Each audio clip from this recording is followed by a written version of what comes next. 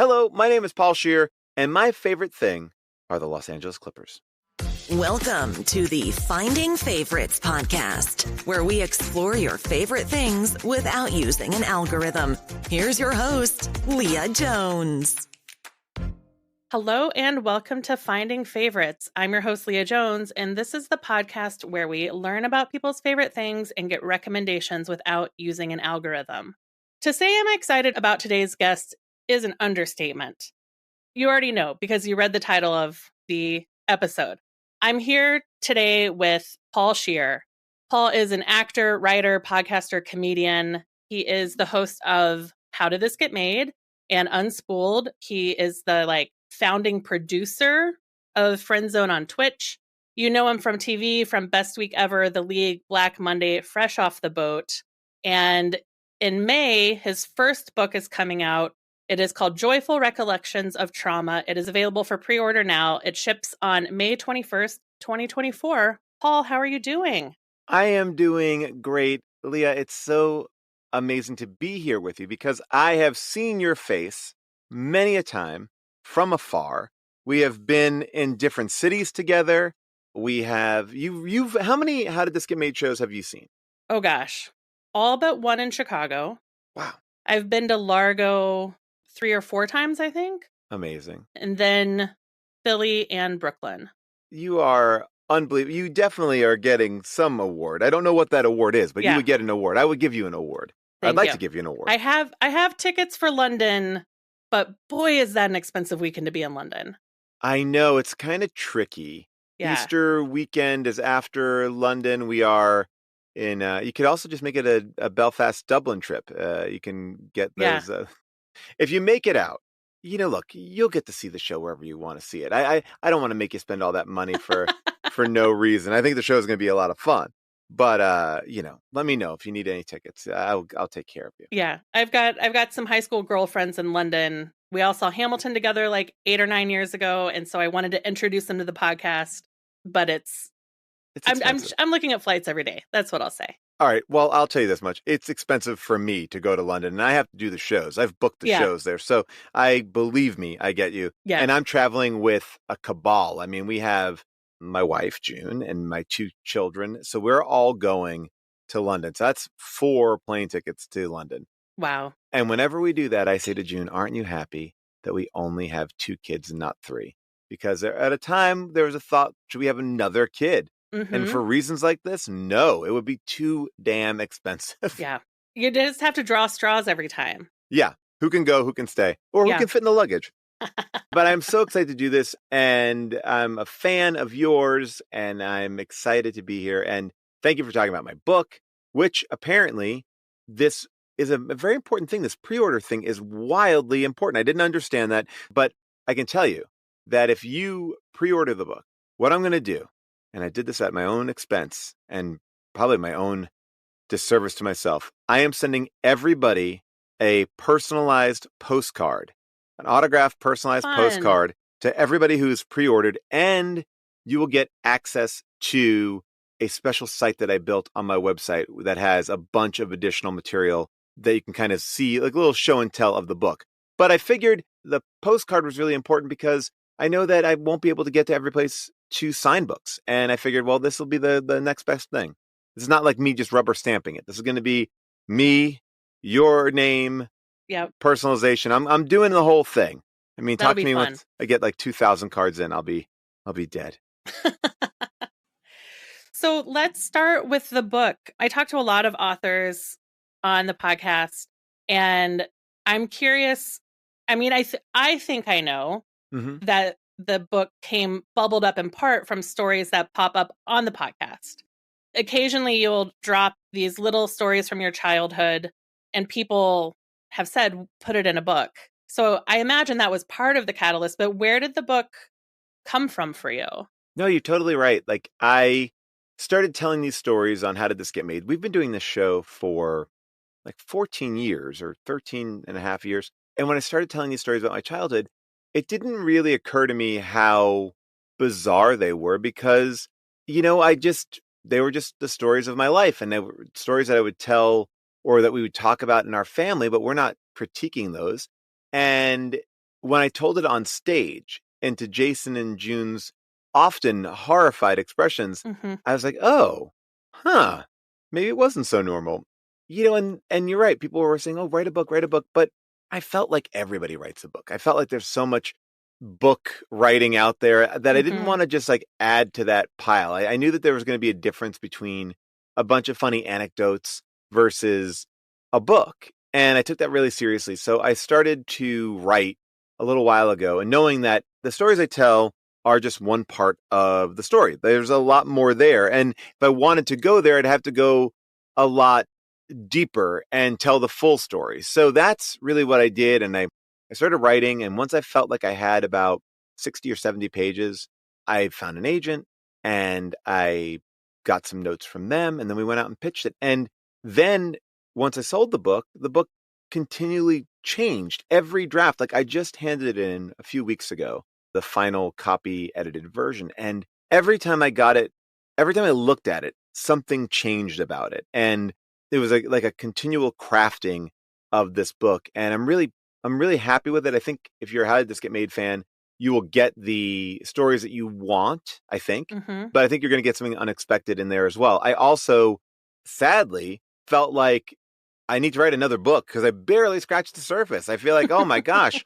But this book is like very thematic. It's not like the story of my life. It is a story about really a part of my life, really, which is like kind of from being parented to becoming a parent, really. It would be like the story that kind of tracks in there. Nice. Are you planning any launch events yet, or right now you're focused on pre-order, making that happen? No, we're going to do it up. We're going to be in DC. We're going to be in New York and Chicago. Oh yeah, we're going to be in Chicago doing a big show there. Yeah. So there's going to be a lot of events coming up. I have a big giant plan that I can't reveal just yet, but if I'm able to pull it off, I'll be very, very excited. But yeah, I'm trying to make it. Look, I understand that buying a book, buying anything, asking anyone for money in this economy, in this moment right now, I take that very seriously, whether it's doing our shows live or, to me, I am a fan. I'm a fanboy. I love the things that I love. And that's why I'm excited to be on the show today. But more importantly, I love when the people that I love put attention and energy into what they're doing. And I think the book is worth its price, obviously, but I also appreciate that people are supporting me, and already seeing the amount of books that I've sold has been amazing. And I'm so overwhelmed that I want to make sure that I'm just saying thank you. And if you can't make it out to a book signing, if you can't make it out to an event, you'll be taken care of. And it just was important to me. And that's why I wanted to build this website, because I'm a big fan of like DVD special features. So I figured I'd make book special features. Nice. I'm curious, how did, your IMDb is so long. Oh, yeah. Which is great, including writer's credits. So I'm curious, how was writing a book for you versus writing scripts, writing sketches, movies, screenplays? Like, how was the experience of sitting down to write a book versus those other types of writing projects you are involved in? It was, in some ways, the most liberating thing and solitary thing that I've ever done. I think in writing a book, and because you write too, right? Like the idea that it's locked in amber. When I write scripts, I know that, all right, this is the script that's going to get hopefully approved. And then once that gets approved, then I'm going to cast it, and it's going to change a little bit. And then when we do rewrites, it's a constant evolution. You get into the edit room. The script it's like the script is a blueprint. Book, there's no blueprint. Now, I'd written a handful of Marvel comics as well, and those were equally like, it's locked, you have to do it, but it's shorter, it's smaller, you could do that. And for me, as somebody who is an improviser and a comedian, it's like, I always want to get back in there. For years, I'm making fun of George Lucas for, messing around with Star Wars. But I realize, I'm of that same ilk. I'm like, I see something I want to fix. I got that now. And sometimes space can give you that. So I feel like this book has only been read at this point by one person. Oh, actually two. My assistant, the amazing Molly, who I feel like, for those of you who don't know, Molly's a producer on How Did This Get Made. She's my assistant. She is a co-collaborator in so many projects I do. She's just amazing. And Molly read my stuff for the first time as I was writing it kind of in secret, and really gave me inspiration to keep on going. And so she's read it, and June has read it. And those are the only two people. And now, as I get into this next phase where there's a completed manuscript and things, now more people will read it. But I really wrote it in isolation, and there's something really freeing about it. And it was exhausting, and it was, I don't know, I loved it. And it actually made me want to write more. That's why I started the Substack too, and trying to get involved. Like, it's like, oh, I miss writing. And even if it's just like small little things, it just keeps me in the habit of doing it. Because sometimes I feel like I binge write. It's like, if I'm running a show, you're writing so much, you're editing so much, you're answering so many questions that all of a sudden it's over. Like, I don't have to do anything. I'm so psyched. And then you forget about it. But if you keep that motor kind of running, it's good. It's like, so I'm hoping to keep that motor running and continue to write a little bit. I feel inspired to do it, but man, oh man, it was intense. Yeah. I hear you on that. When I was blogging, for like almost a decade, I blogged every day.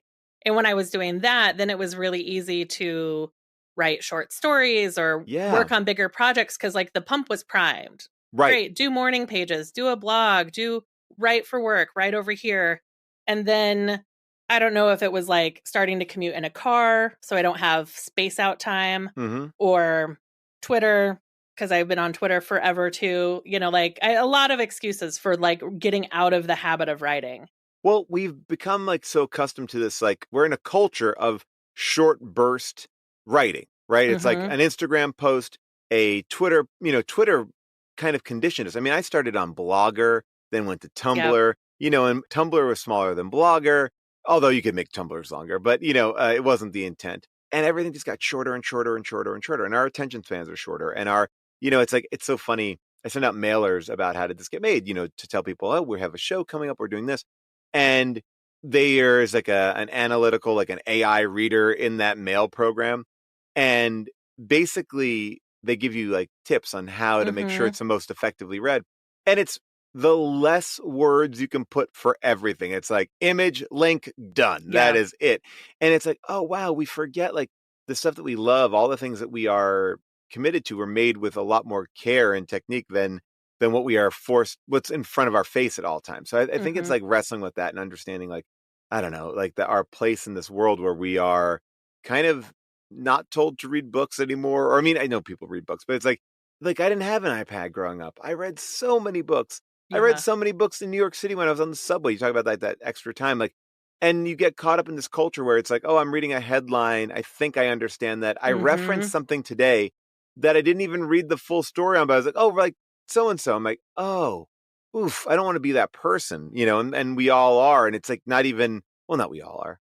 I am. You're not alone in that. Yeah. Yeah. A friend called me this weekend to ask my opinion about using a Daniel Burnham quote in a speech. And Daniel Burnham was one of the city planners of Chicago. Right. And he was like, do you know how this quote ends? And I'm like, I'm sure that when we were all reading Devil in the White City, like when everybody in the L was reading that book, I knew what the quote was. I was like, not anymore. Yeah. It's funny that like that thing where you just like parts of your brain shut off like that. Yeah. There's a joke that I wanted to do in my book that I didn't get a chance to do where I didn't figure out exactly how I wanted to do it. But, I wanted to put a quote in the front of my book because I feel like everybody has these quotes. And I'm like, where are you getting these quotes? Like, is this important to you? Or did you just like find a quote? Did you type in like hard life quote? And here it is, and, I was like I was toying around with like, here is a very, like, it was like, this quote is here because I want to make my book seem more important. And it was me quoting myself saying that, so I was like, I was just trying to figure out. You should have quoted the Blues Travelers, their song about writing a good pop song. Ooh, what is that? The hook brings you back. All the lyrics of the song describe how to write a pop song. Oh my gosh. I remember that song. Yeah. Wow. That's great. All right. I'm going to check that out. Yeah. Maybe I'll put it in. Maybe I can sneak it in there. Yeah. It's a great, it was their biggest hit. And it was just about, once you really listen to it, it was just about writing a pop song. Well, it's funny because I did a Weird Al Yankovic podcast one time, and we picked this George Harrison song, and it was like the song of Weird Al is this song is just 3 words long. This song is just 3 words long. And it's a deconstruction of like pop music and it's so great. I love that kind of stuff. And again, you're right. Like this is the time where everyone's singing it. They don't even know what they're singing, but they're just like no one's like going, "Oh, that's such a satirical song. That's why I'm singing it." Like you're hooked on it. Weezer does that all the time, where they used to. No, there were a lot of. I think college was when I found out that I only knew the Weird Al version of a lot of songs. Oh, I know. I probably know the Weird Al version of most songs better than the real songs. Yeah, absolutely. Yeah, but I think that one in particular, I was aware enough of pop music that like I had heard the George Harrison song before the Weird Al song came out, and that was like one of the only times that had ever happened for me. Well, I mean, but I think that song, it's so funny because George Harrison is singing a song that's also like deconstructing like modern relationships, because like it's like he wants to get a girl, but it's going to take money for him to get this girl. Right. Like, you know, it's like it's not like about a whole love. Lot of spending money. Yeah, a whole lot of money. It's like it's so it's like it's funny to have a parody song about a song parodying the modern like relationship problems.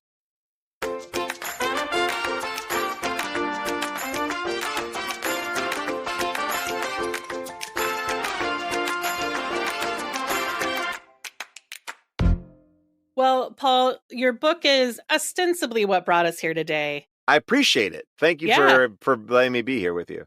Yeah, the timing is great. But we're also here to talk about one of your favorite things.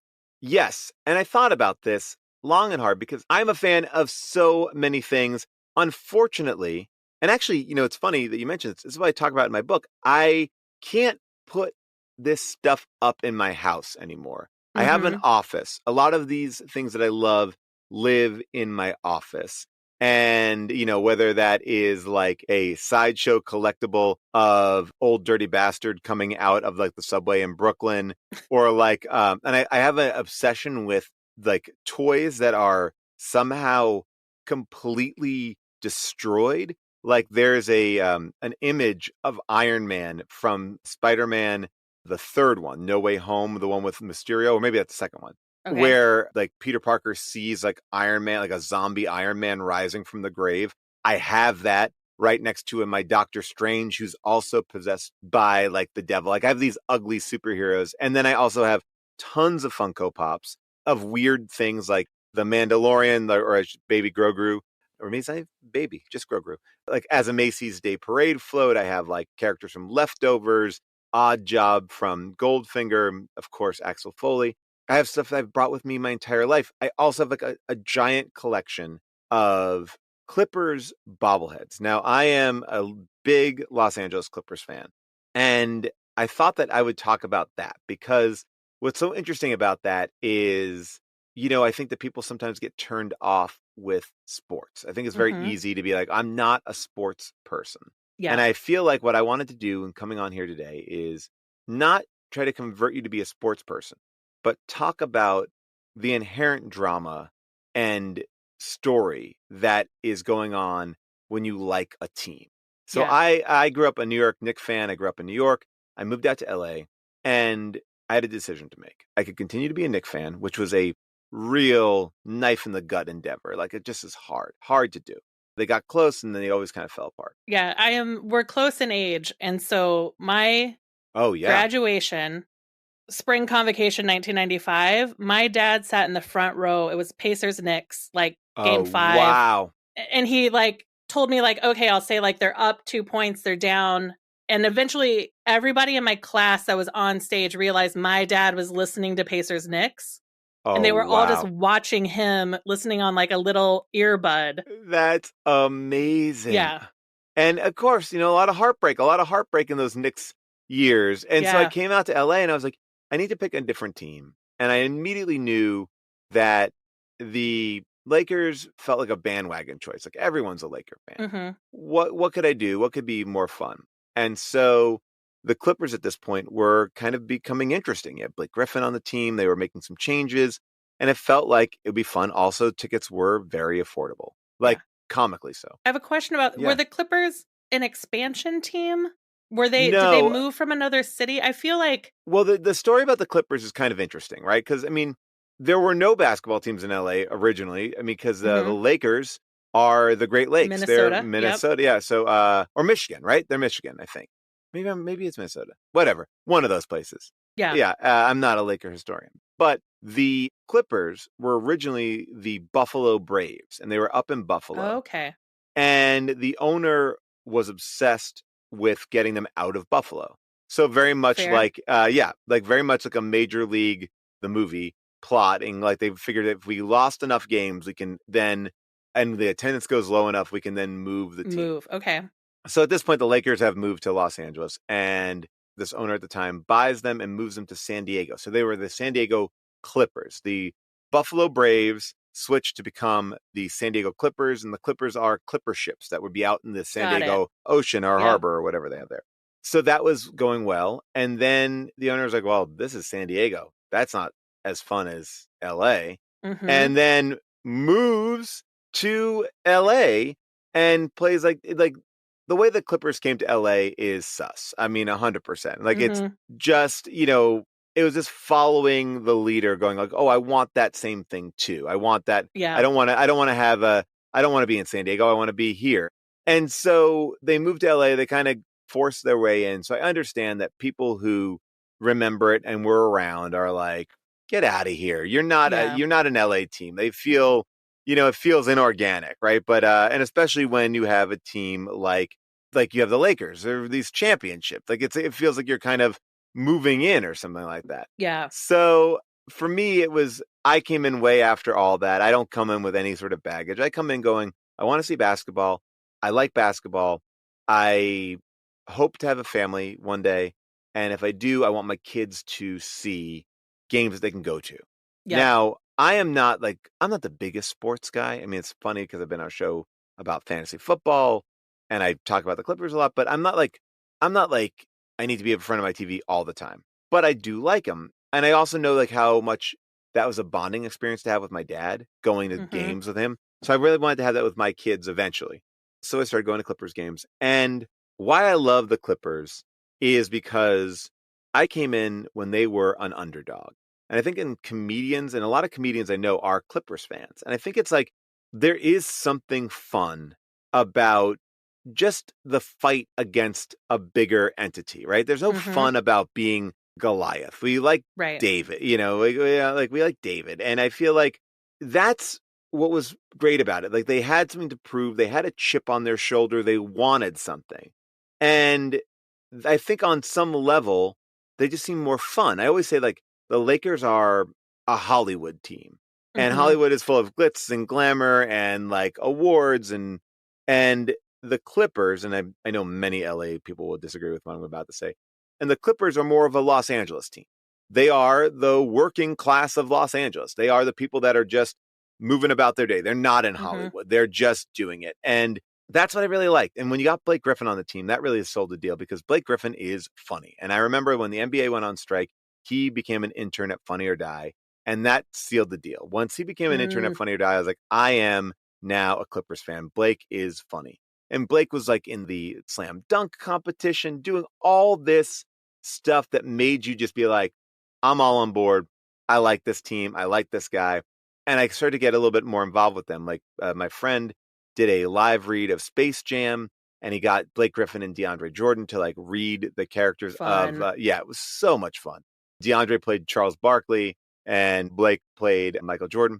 So all of a sudden, I'm like, I want to have an LA team. I can go get some seats to this. I remember when we started off the first season of NTSF, I bought everybody in the cast and all the writers tickets to a game. We all went to a game. It was really fun. I felt like a big shot because I could afford a bunch of tickets. Yeah, that was amazing. From time to time, I'll do a group buy of like Blackhawks tickets, and it's just a blast. It's a blast to go. Live sports with a group is a ton of fun. It is a ton of fun. Yes. So now all of a sudden, this casual fandom starts to build.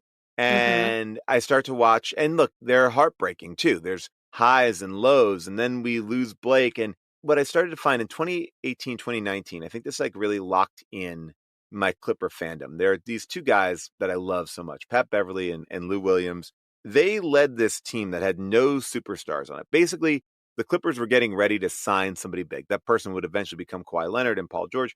but they needed to like get rid of all their salary so they could afford a big salary. Yep. So this season, the 2018-2019 season, no one expected anything of these Clippers. And these guys were a lot of players who've been on other teams, have been around that no one expected, like role players, like the character actors of our, of the basketball world. So they're league veterans, yes. Low expectations. Their day is done, but they're still in the league. Yes. And or they'll never be the all-star. But they got time. They got time left. Yeah. They just have they've and man, oh man, they played this season. They played their hearts out, and every game was so much fun because even if they lost, it was like something was going on. And this is a really triumphant season because they came back from a 34-point deficit in San Francisco to beat Golden State to extend a playoff series. Like things were getting exciting, and that to me is like, that's what I love about sports. I'm not looking at it and going like, oh, they're running this kind of a play or that.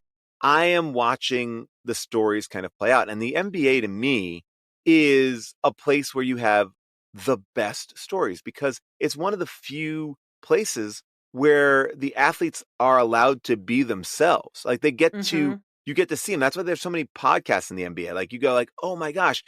And you get to hear them, whether it's like, Karl Anthony Towns like lost his mom during COVID. It became a thing. It was like, not to minimize loss, but it became like we're there with him. Like, and like that team that I loved, the 2018-2019 Clippers, they like Lou Williams got the 6th Man of the Year award that year. And it was like, oh my God, like this guy like on a team where no one expected anything of this guy. He wins this major NBA award. And I feel like that's the kind of stuff that gets very soap opera-y, very like, I mean, it's very much like a Bravo thing where you're like, but it doesn't come right away. You have to kind of commit. And I feel like in the past when I got into sports, I'm like, I like all of the NFL. Like I'm like Rob Lowe wearing that hat just says NFL at an NFL game. Like, no, you have to find a team and get into the nitty gritty. And it's not about wins and losses because like, no matter what, you're going to be with them. It's not about like, it's like, it's, you're adopting a dog. Like, on some level, it's like, yeah, that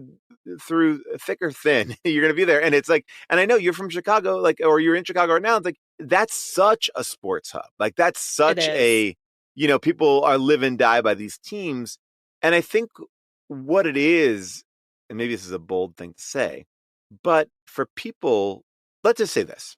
If I'm going to be very stereotypical, I'll say, all right, well, a majority of men are into sports. It seems like that's like, it feels like sometimes the energy is like men do sports. That's what we like. And I think that the reason maybe for that on some level is because it allows them to experience different types of emotions. Like the same way that like I might watch, a great movie or even a Bravo show. Like Bravo, I think is so fascinating because it captures, I think, such a wide swath of people and women and relationships. And I think that's why Andy Cohen's a genius and why every woman I know loves Bravo. And a lot of men too, myself included. But it allows you to kind of have these emotions. I remember the first time I showed my kids E.T., they were crying. And I was like, oh, this like affected them. Like it got through. And I was like, I want to make my kids cry more. Like I feel like I've watched so many stupid Paw Patrols and all this other stuff that has no like emotional core.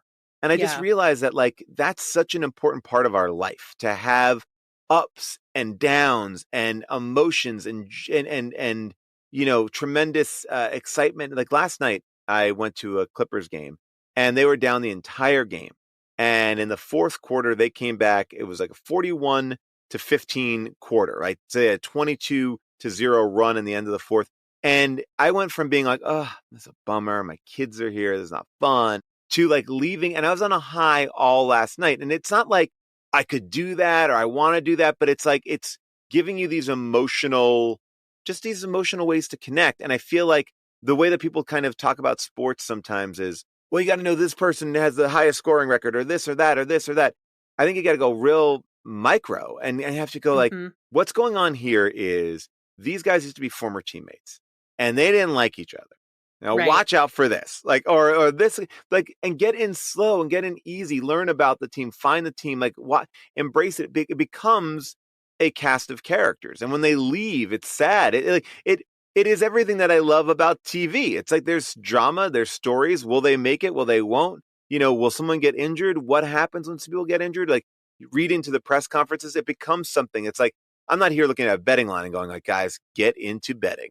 But it's like, it's about like, I think finding the humanity in these teams and seeing how that really can make you a better person in a way. Yeah. There was a moment when I was like obsessed with Hamilton, and it was in Chicago for like 3 years. Let me ask you a question. How many Hamiltons did you see? Like not of Chicago, but because I want to talk to you about this as well. Like, I saw Hamilton in LA, I saw Hamilton in New York, and I saw Hamilton on Disney Plus. How many different people did you see come through Hamilton? I saw the original Broadway cast. Okay. Everyone but Daveed Diggs was in the night I saw it. And then I went like a couple months later and saw like the next cast. Got it. New York. So Broadway, Chicago, I think I saw it like 7 times. Okay. Amazing. So and then I saw it on the West End in London. Whoa. Okay. Let me ask you a question about, and this is probably too inside baseball. No, ask away. All right.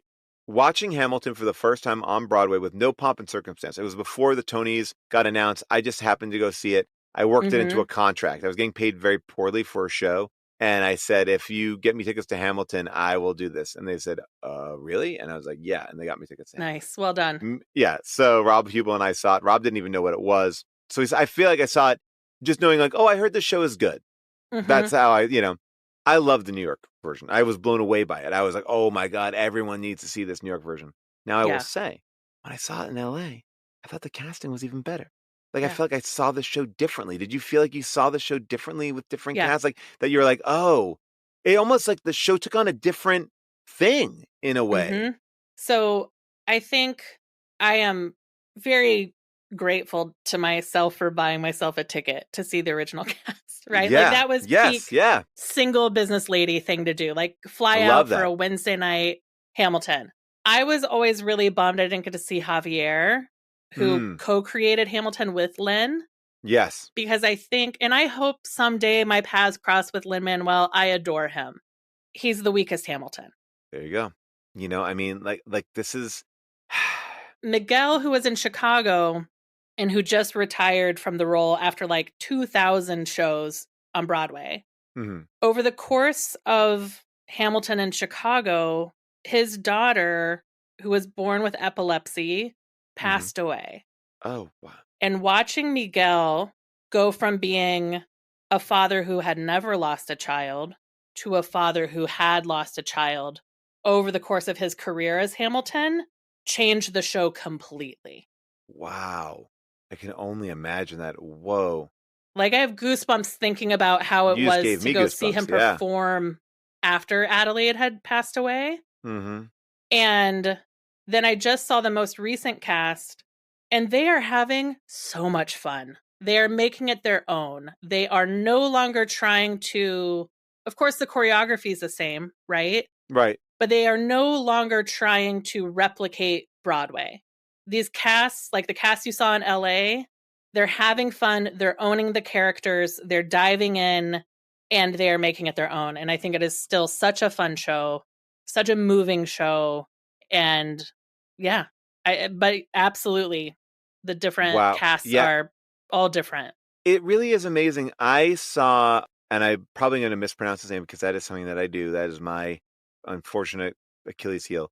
But Michael Luowi do it, and he played Hamilton. And it was just, I think what I realized about Hamilton that I didn't get from Lin. And what I think is interesting about this is like, Lin is Hamilton. Like, that is my Hamilton, 100%. Yep. But I also believe that the writing is so strong that when you put a very strong, for lack of a better term, alpha male in the Hamilton role, it actually works way better, because that's like, I think that we see Hamilton as being scrappy with Lin. Like, he's scrappy. He got up, and there's something about somebody like in that time, they would have had to have been not scrappy. Like, they had, like, they'd have to be stronger. And I found that to be just fascinating to watch the same show and not go, one performance is better than the other, but go, oh, I I felt like I got Hamilton when I saw it in a different way. Yeah.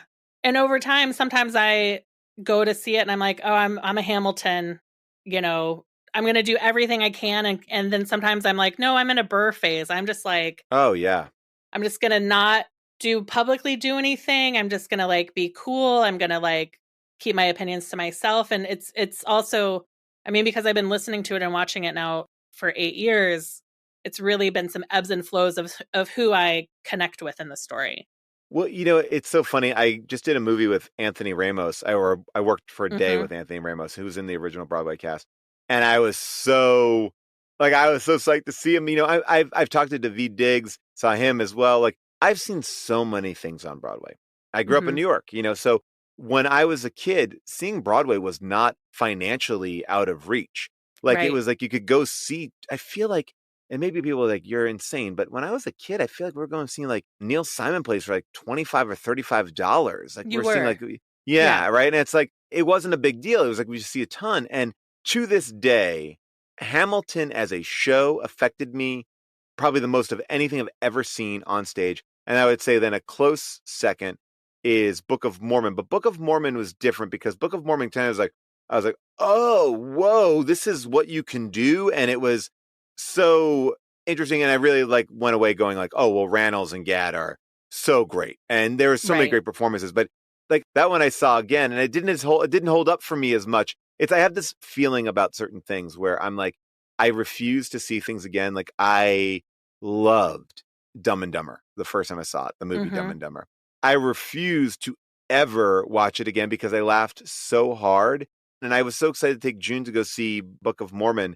And maybe it was the company that we saw. Who knows? It just didn't hold the same water the second time. It felt a little, I don't know, just felt less. And maybe that's what we're talking about. Like this idea, like there's a thing with Broadway that people don't know, that when you go on a tour, they are told to mimic the actors that are on the Broadway stage, right? On some level, right? So they're not necessarily even doing like their interpretation of the character. They're doing an interpretation of the actor who originated the role.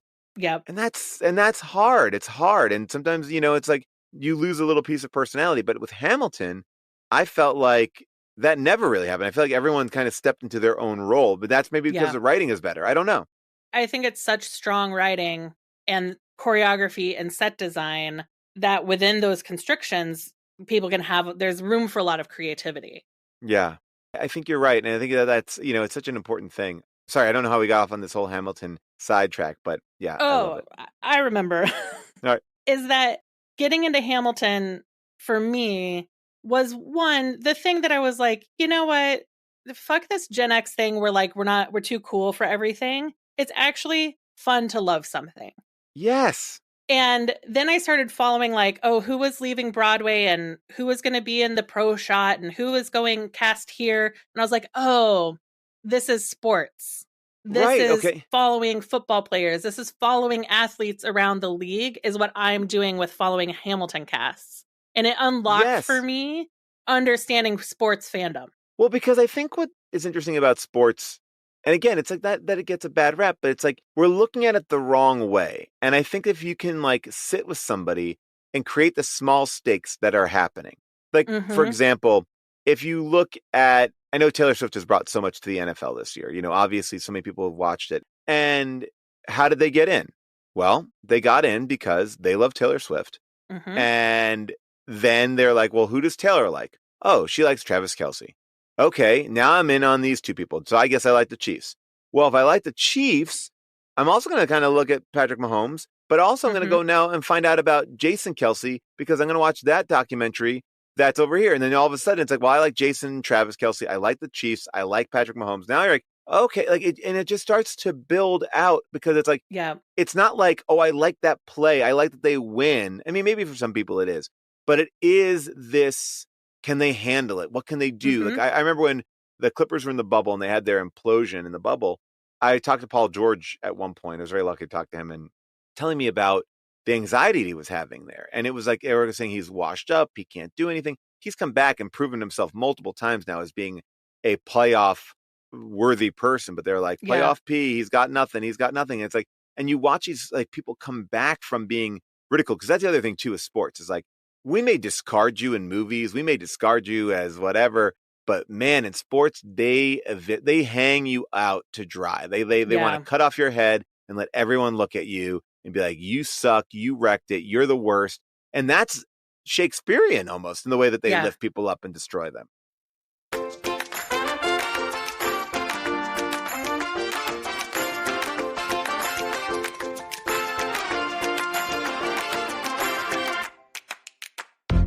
Paul, I'm curious about the game experience for you and your family.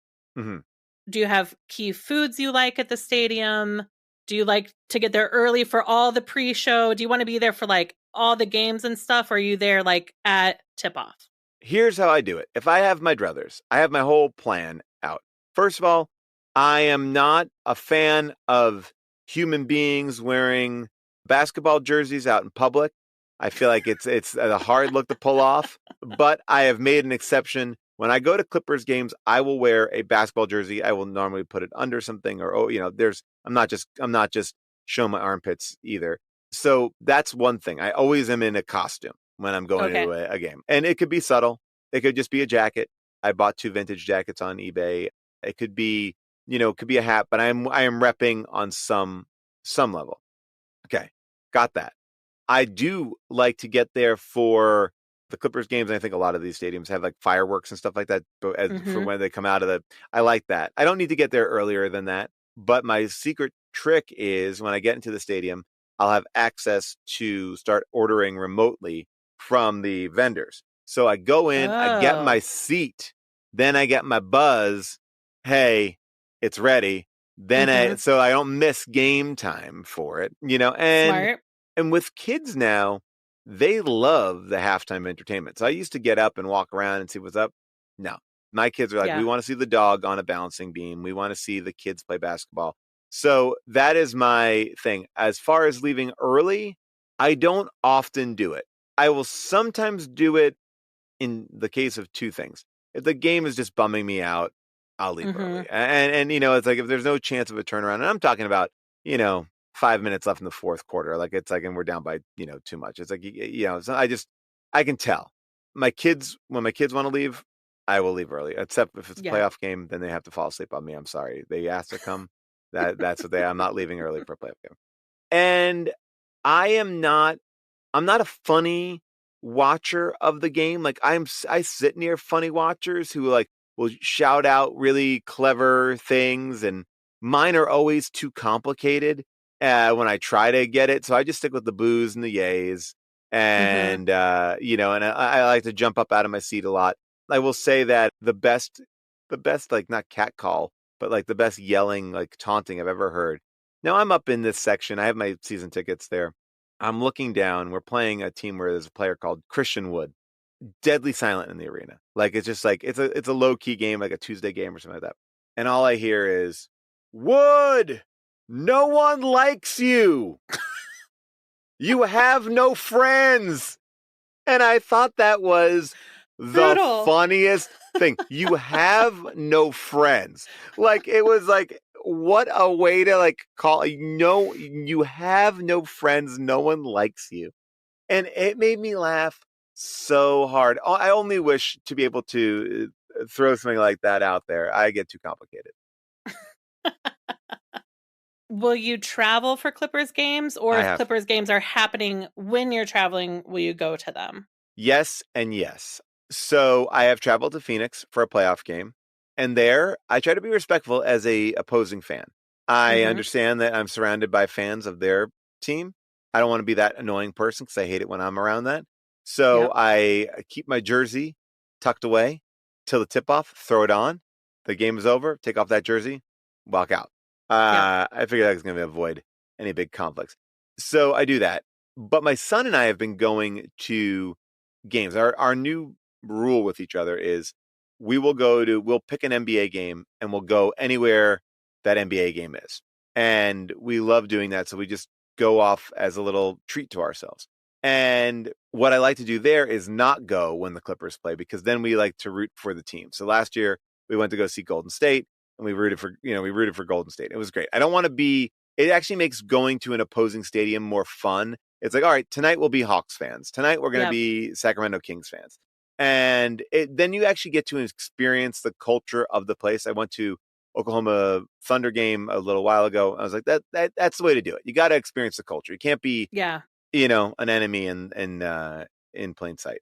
Nice. I will tell you the thing that I grew up in Indiana.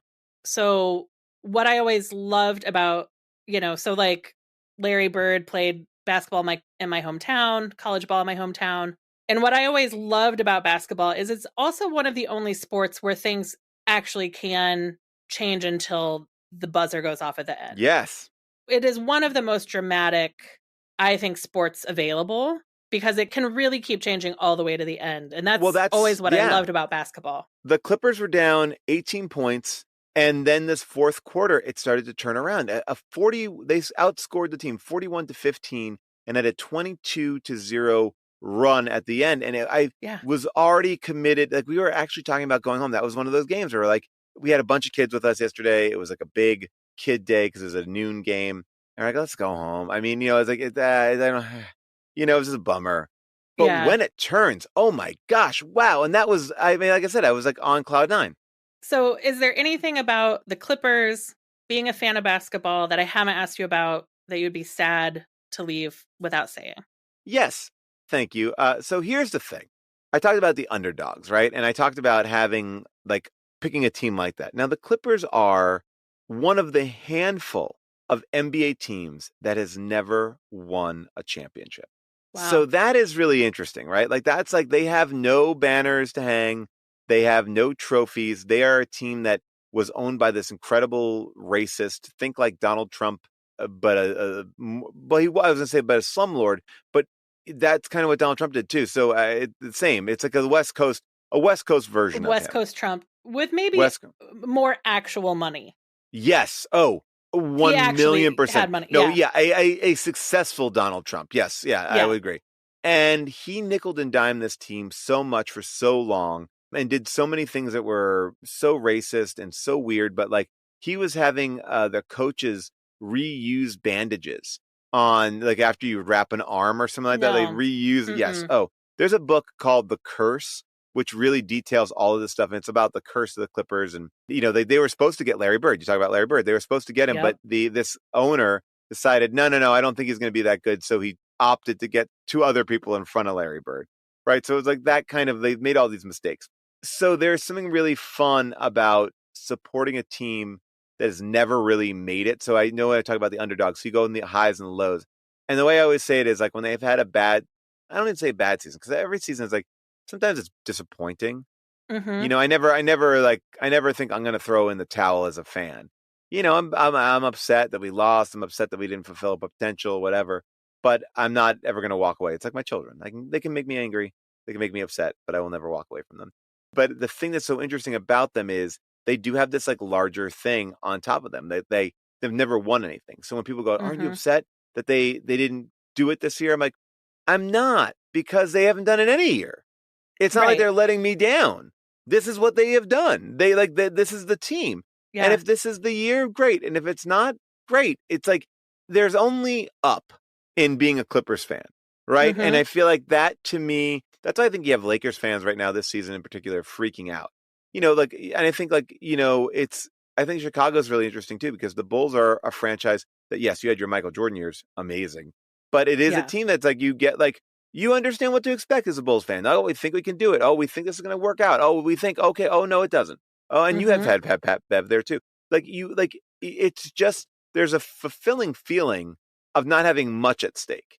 It's I want it to be good, but I don't have to worry about where I think Lakers fans freak out is fire everybody, get rid of them, do this, do that. And it's no. It's it's a process. It's a growth. It teaches you patience. Again, as the emotional core of all of us. And I do think that if we can do that, and by the way, if you go Paul, you have not convinced me.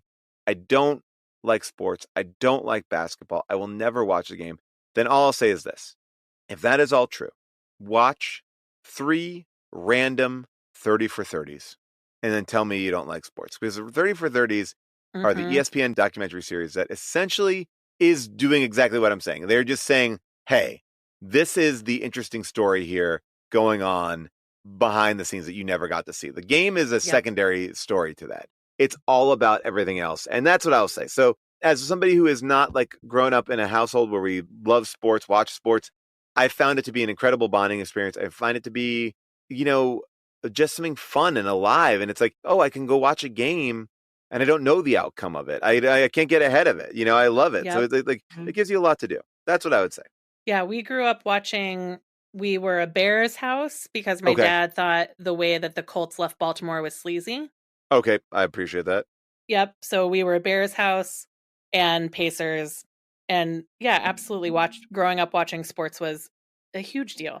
I love it. And the Pacers is a fun team to be. I mean, Bears and Pacers. Fun. I mean, you also had the fun Bears too, right? Like, I mean, or is that, Yeah. That's good. Yeah, it was good. Paul, where can people find you on the internet? I am at Paul Scheer everywhere that you want to get anything. I even just started a Substack now, and it's totally for free. Although people still gave me money, so now I feel like I have to do something special for those people. Because you know what? I want to make sure it is all worthwhile. But really, you can follow me anywhere at all. And I apologize ahead of time if I'm going to be banging the drum about this book. But I actually really love it, and I'm excited to share it with people.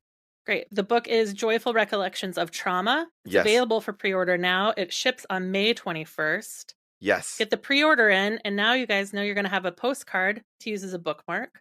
Yes, you are. You're going to get it. It's going to be great. It's signed. It's all real. Nice. You can follow Finding Favorites on Instagram, Finding Faves Pod. You can send me an email, findingfavoritspodcast@gmail.com. Rate and review on Apple Podcasts, Good Pods, or wherever you listen to podcasts. And keep enjoying your favorite things. Thank you for listening to Finding Favorites with Leah Jones. Please make sure to subscribe and drop us a 5-star review on iTunes. Now, go out and enjoy your favorite things.